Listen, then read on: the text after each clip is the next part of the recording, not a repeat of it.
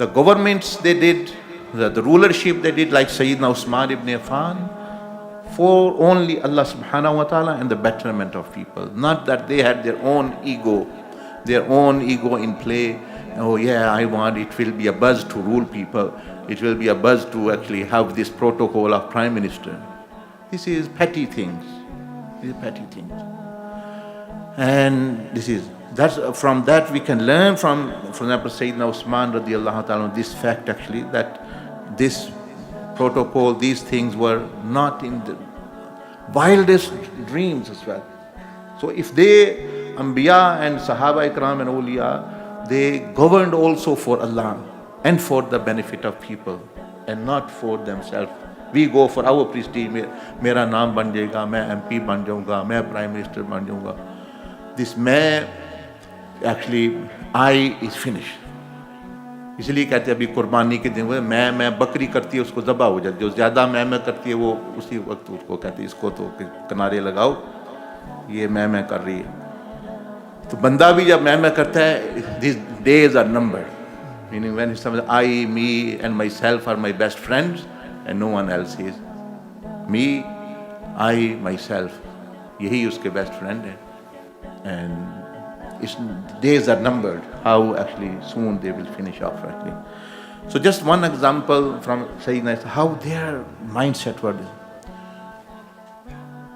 In the last Hajj, before his martyrdom, Sayyidina Uthman radiallahu ta'ala anhu did, and Sayyidina Muawiyah radiallahu anhu was with him. He also did Hajj. He was the ruler of Syria province. That was a province, it was not a country. These countries you see, these are not countries, 56. They were like actually just given, firstly the Khilafah was whole Khilafah. Like Sayyidina Umar time, Sayyidina Uthman radiallahu anhu time, and other. They were just actually divided in people. The British Empire, the other one, the French, or other, because they toppled the regime, the Khilafah, and then they said, okay, whoever is loyal to us, give him this, give him Syria, give him this, and they will. So the majority of those people were rulers who were really against the Khilafah, who actually betrayed Islam and the people and the Khilafah as well.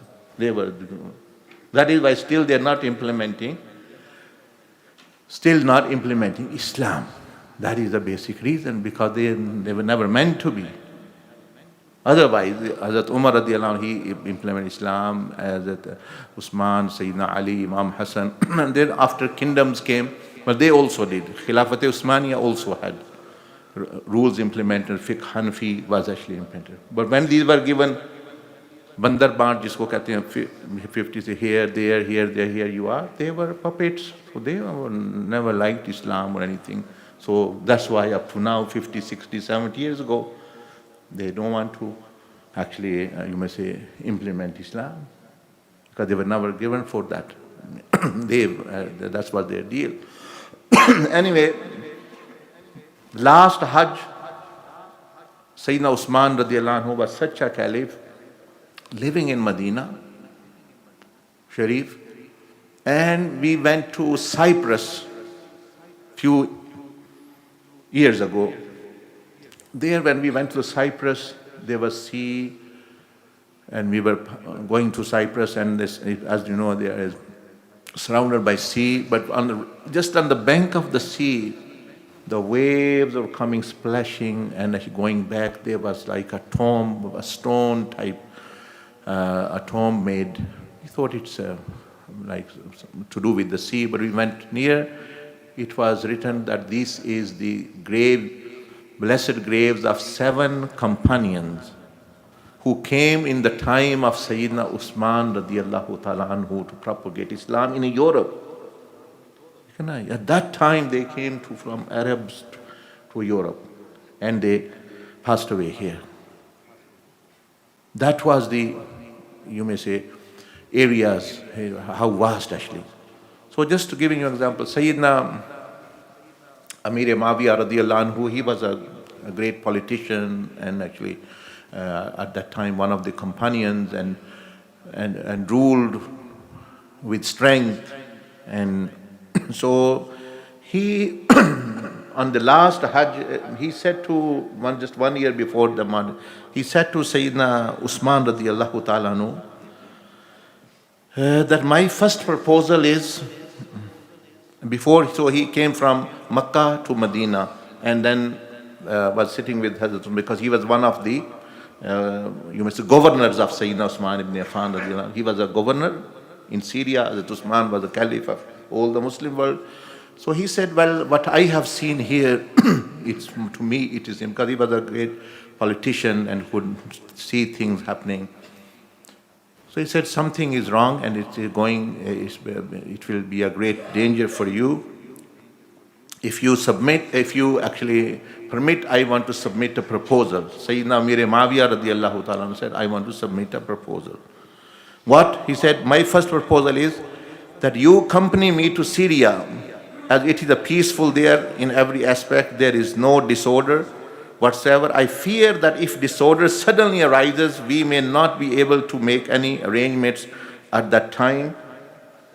Hazrat Uthman, look, the wisdom of Sayyidina Amir Muawiyah, he was knowing that there is disorder, there is rebelliousness going to come. That came after 1 year almost. But he could see, he could know. So he said, my proposal is that we take the caliphate to Syria and you will be safe there. Here I fear you.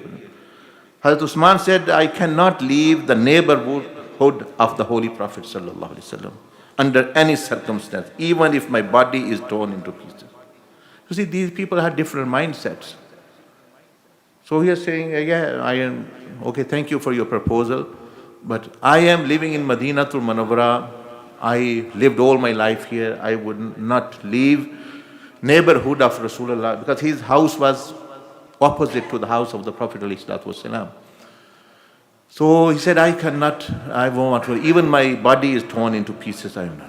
Okay, Hazrat Amir Muawiyah radiallahu anhu said, okay, then my second proposal is that you grant me permission to send an army of commandos of the Syrian army for your protection. No one shall be able to make mischief in its presence. So the second, he said, okay, if you do not come with me, I can send an army which will protect you. Because Sayyidina Uthman Ghani, he ruled with love. Like they had no protocol, no protection, no security guard, nothing like this actually. They never heard about these things. So this protection and things. Hazrat Umar radiallahu anhu alone was going here, there. So they didn't have this kind of thing. So Sayyidina Amir Muawiyah radiallahu anhu said that, grant me permission to send a force, of military force from Syria, which will protect, if anything happens, they will protect you. Sayyidina Uthman, look at the Sayyidina Uthman radiallahu ta'ala mind. He said, neither can I burden the public funds, the Baitul Mal, to such an extent in order to safeguard my life of Uthman, nor can I tolerate putting the people of Medina to difficulty by maintaining a military presence. So look at his mindset. He's saying that just to protect me, an individual, you will use so much public fund, I don't think it's right. And plus, to maintain the army for people of Medina. And then Sayyidina Amir Muawiyah radiallahu anhu, upon hearing this, he said, my third proposal is that you send off the companions of Rasulullah sallallahu alaihi wasallam to various countries, because in their presence, people possess the courage to assume that if you do not remain, someone else may be put forward instead of you. So he said that send the companions of Rasulullah sallallahu alaihi wasallam to various countries. That will help to actually put order or actually to avoid it. So Hazrat Uthman radiallahu anhu said, how is it possible for me to scatter those whom the Holy Prophet ﷺ has gathered? He said, I will not send them. They like to live in Medina. So upon hearing this, Sayyidina Amir Muawiyah radiallahu anhu began to weep, that he didn't accept any proposal. Weep that how soft and gentle and loving and caring personality he is, that he's putting his own life in danger, but not actually burdening the public with him. So Hazrat Muawiyah began to weep and submitted, if you do not accept any of these strategies which I have proposed for you, your protection, then at least announce to the people, at least make an announcement in all people, because they all knew Amir Muawiyah was actually a strong and actually had a strict regime. So he said, make this announcement, if any harm comes to me, then Muawiyah shall possess the right to retaliate on my behalf.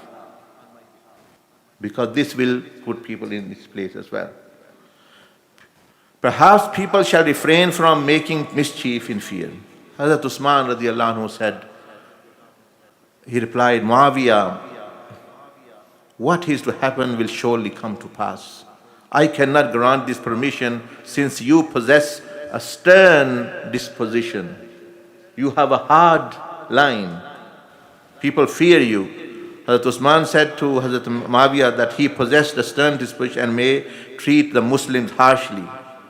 Thereupon Syyiduna Muawiyah radiallahu anhu said, he stood up weeping and said, I fear this may be our last meeting. When he stepped outside, he said to the companion, the fate of Islam rests upon you. Hazrat Uthman has now fallen very weak. Disorder is escalating. Please do look after him. After saying this, he left off to Syria.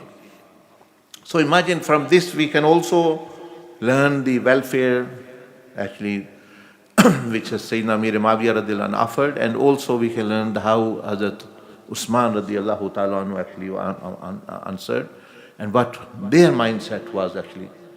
So exactly after 1 year, like in the next 𝙒𝙃𝘼𝙆, before that people came and to start this mischief happened, and actually still although Sayyidina Uthman radiallahu did not permit Hazrat Muawiyah, but he still actually took upon him to revenge for his actually martyrdom after him. Anyway, now coming to Sayyidina Uthman radiallahu anhu, he had a very high degree, many qualities, but very high degree of modesty, of haya. And the Prophet ﷺ said, every ummah has a distinct quality, a banner, every ummah. My ummah, the banner of my ummah, the distinct quality of my ummah is haya.